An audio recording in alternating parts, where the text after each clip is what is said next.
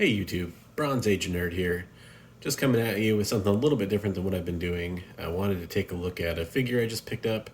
This is, as you can see, the Black Cat from the Marvel Legends Spider-Man Retro series.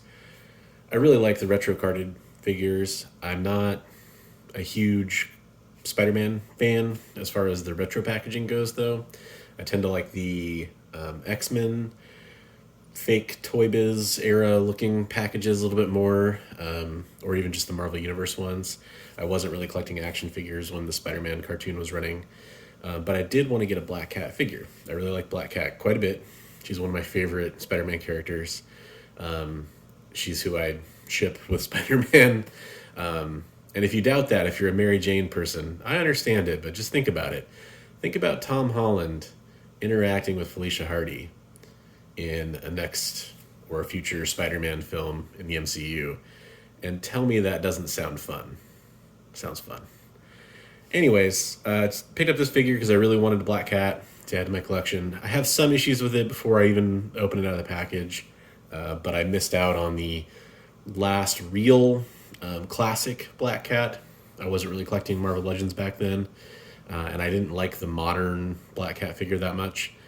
This one's definitely better. It's kind of in between those two in my opinions as far as just aesthetics go. So I wanted to take a look at this figure and thought you guys might want to see me unbox it and check it out. So here we go. So I am not an on-card or in-package collector. I do have a few exceptions. I mentioned that I like the retro X-Men figures. I have a Cyclops, since he's my favorite character, in his X-Factor uniform that came out last year. And I have like a retro collection Snake Eyes from G.I. Joe that just came out that I'll keep on card, but I'm not normally an on-card guy, but I know some people like packaging. So I've been showing you the front, pretty typical for the Spider-Man retro packaging. And then here's the back. If you want to pause it and zoom in, now's the chance to do that. And there's not really much side or bottom detail. You always get to see the little paper things now they include. There is a bit of a close-up on the card art on the front, and close-up of the accessories in the package. But what I'm going to do next is I'm going to go and open this up. I'm going to do that off camera because I don't enjoy the sound of blister pack opening in real life, let alone on YouTube or in film. So when you next see me, I'll have the figure open and we'll check it out. All right, so we've freed her from her plastic prison, and I checked out the articulation a little bit so I could show you guys what's going on there.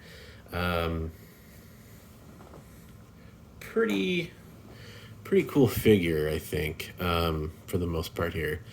Interesting that she does have up and down on the hands, which is pretty cool for the whip accessory. You know, it's pretty plain deco and paint on the figure for the most part. Mostly just the black jumpsuit. She's got a bit of a choker going on, and then her typical domino style mask that she usually has. Besides the whip, she does come with this cat, which is kind of in a strange pose. I'm gonna be curious to see if I can get the cat into her hands. I'm sure I can somehow, but it looks like it's either, you know, clawing at her hair or something like that, if she was holding it in her hands, or kind of how I posed it a couple times in the last minute or two. I was playing with the figure, maybe at her feet, kind of clawing up at a cat toy or a ball of yarn or something like that, but I'm going to set that aside for now. And I'm also going to show you the whip a little bit closer up. Pretty sure this is the same whip we saw with the last Black Cat I mentioned in the intro, the modern version of the figure. I haven't looked up a reference image to see if it's a different paint job on this one, or if there's some slight differences, but it does have this claw, and then black wrap on the handle. So that's cool. And then the figure herself. I did notice the ankle pivot on these ankles is pretty loose, especially on her left ankle, a little bit tighter on her right ankle, but still a little loose. And she's got really good range of motion on her torso. That's one thing I noticed. Pretty decent thigh cut, little stiff on one side.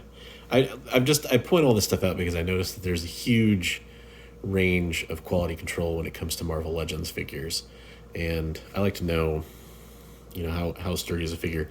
Like a lot of figures, I have to put one of their joints in hot water and heat it up and kind of loosen up an ankle or an elbow. Especially with female figures, I've noticed. I don't know if that's a specific problem with a couple of their female body molds. But she does have long white hair with some paint detail in there to kind of add shadow effect, I guess, or just make it look like it's not just painted pure white. Same thing in the fur on the wrist bands and the boot cuffs. Pretty good, detail all around. I've been pretty happy with how this figure looks.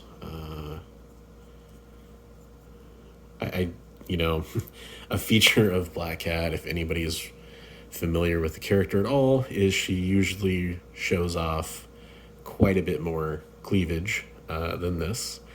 And I know this was kind of controversial when this figure came out. I definitely prefer the more classic look. And by that, I don't just mean a lower cut. I also mean there's usually fur lining that too, like a fur collar. It's kind of hard to do with the hair, so I see why they might leave some of that out, but it is their more classic look. But this is probably closer to what it looked like in the cartoon. So next I'm going to show off some poses, or at least put her in a stand or something like that and show you what she looks like and give you some final thoughts. All right, so I got Felicia Hardy here into one of these Hasbro Pulse flight stands, kind of trying to get her into a bit of a jumping whip action, clawing shot. She's got good range of motion, except for her head sculpt, her hair sculpt gets in the way of head articulation, which always, that always puts a damper on things when you can't really get into a good dynamic head pose to match where your character's moving. You can wrap that hair around her shoulder to kind of get a little bit more out of it. Much harder to do on the other side there, but it does work. So that's definitely an interesting look you could do. You could do some cool crouching cat kind of stuff. But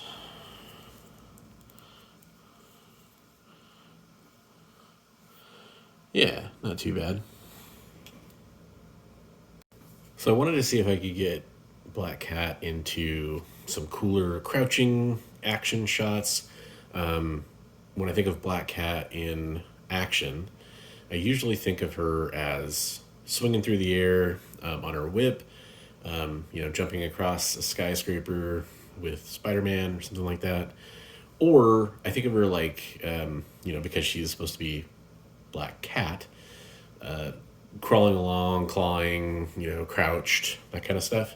Unfortunately, you can't really do a whole lot to get her down low and in a cool action shot. I'm not saying this is the best I could do. It was just what I was trying to make happen quickly. But, this is a common problem with female figures, is their sculpt back here, prevents their legs from going back too far. So you could get her in kind of a cool flying through the air kind of a thing like that, but you can't really get the leg back far enough that her arm is long enough to reach the ground and not have it look really silly and dumb. So that's something we'll definitely have to play around with. Not a deal breaker, but it is kind of a common problem with a lot of, well, I mean, to be honest, with a lot of figures in general, but female sculpt figures, I feel like, have it worse. But pretty cool figure. I mean, you know, it's not an SH Figuarts or Yamaguchi figure or something like that. You don't expect to get tons of range and motion out of them, but a little bit more would be nice, of course. Never going to complain about more accessories or more posability or better detail and sculpt. I mean, those are the things you just hope get better and better as time goes on. And for the most part, they do.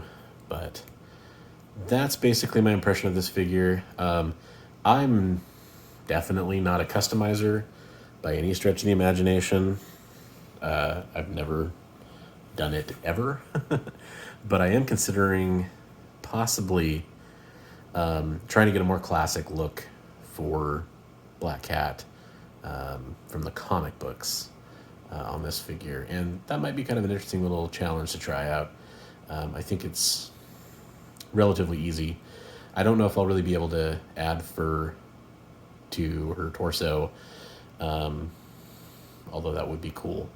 But I don't think I can pull that off. I'm at least not. I'm a novice, so I don't think I can do that. But yeah, there she is. There's the Marvel Legends Retro Spider-Man Black Cat. I hope you enjoyed this kind of video. I know it's something a little bit different than what I normally would do. Yeah, maybe I'll do more of these in the future. I do collect Marvel Legends, and I collect Star Wars The Black Series, as well as the G.I. Joe classified figures, and might do some vintage toys too. I am a Bronze Age nerd. I mean, anything from the 80s, 90s, really any comic book nerd stuff, it's all fair game. Let me know if you liked this. I'd be appreciative of seeing in the comments if you want me to do more of this stuff, or stick to comics, whatever it is. I'll probably do whatever I want anyway, but I do like seeing what you guys and girls like in the channel. So thanks for watching, and remember, as always, hey, read comics every day. Thanks for watching.